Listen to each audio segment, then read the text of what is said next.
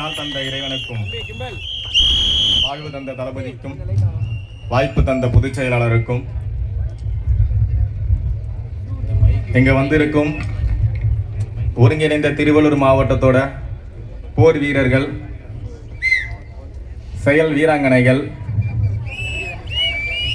தளபதியோட அன்பு தம்பிகள், தங்கைகள் எல்லாருக்கும் என்னோட மனமார்ந்த நன்றிகள்.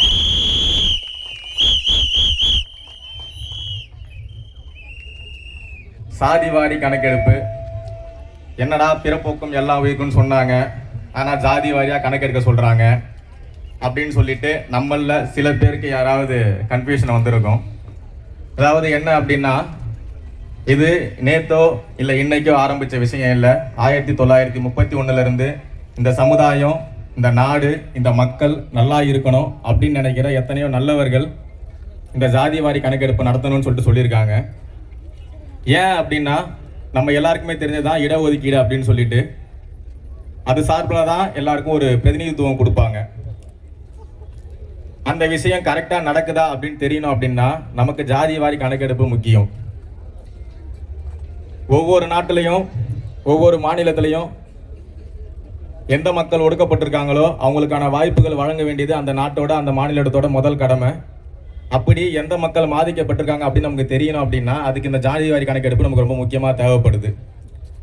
இதை பண்ணக்கூடாதுன்னு யாராவது சொல்கிறாங்க அப்படின்னா யாருமே சொல்ல மாட்டாங்க.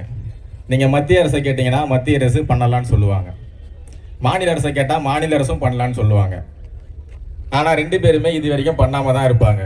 ஒரு படத்தில் செந்தில் சொல்லுவார், தூக்கி வைங்க தூக்குறேன்னு சொல்லிட்டு, ரெண்டு பேருமே தூக்கி வைங்க தூக்குறேன்னு சொல்லிட்டு ஓரமாக போய் உக்காந்துருவாங்க. அன்னைக்கு ஆரம்பித்த விஷயம் இன்னைக்கு வரைக்கும் அப்படியே தான் போய்கிட்டு இருக்கு. இந்த ஜாதி வாரி கணக்கெடுப்பை தமிழ்நாட்டில் மட்டும் தான் பண்ணலையா அப்படின்னு பார்த்தீங்க அப்படின்னா, நமக்கு பக்கத்து மாநிலமான தெலுங்கானாவில் பண்ணியிருக்காங்க, எங்கேயோ இருக்க பீகாரில் பண்ணியிருக்கிறாங்க, பக்கத்தில் இருக்க கர்நாடகாவில் பண்ணியிருக்காங்க. ஆனால் இங்கே இது வரைக்கும் ஸ்டார்ட் பண்ண கூட இல்லை. இதே விஷயம் எஸ்ஐஆருக்கு நடக்கும்போது நம்மளோட திராவிட முன்னேற்ற கழகத்தை சேர்ந்தவங்கலாம் சொன்னாங்க, பூத்துக்கு பூத்து ஆள் போட்டிருக்கோம், 2 மாசத்துல பண்ணிடுவோம் அப்படின்னு சொல்லிட்டு. ஆனால் இந்த ஜாதி வாரி கணக்கெடுப்பை இது வரைக்கும் இவங்க தொடங்க கூட இல்லை. இதை வெறும் தேர்தல் வாக்குறுதியாக மட்டுமே ஒவ்வொரு 5 வருஷத்துக்குமே கொடுத்துட்டு வராங்க இந்த திராவிட முன்னேற்ற கழகத்தை சேர்ந்தவங்க. நான் ஏற்கனவே சொன்ன மாதிரி தூக்கி வைங்க தூக்குற கும்பல் தான் இவங்க.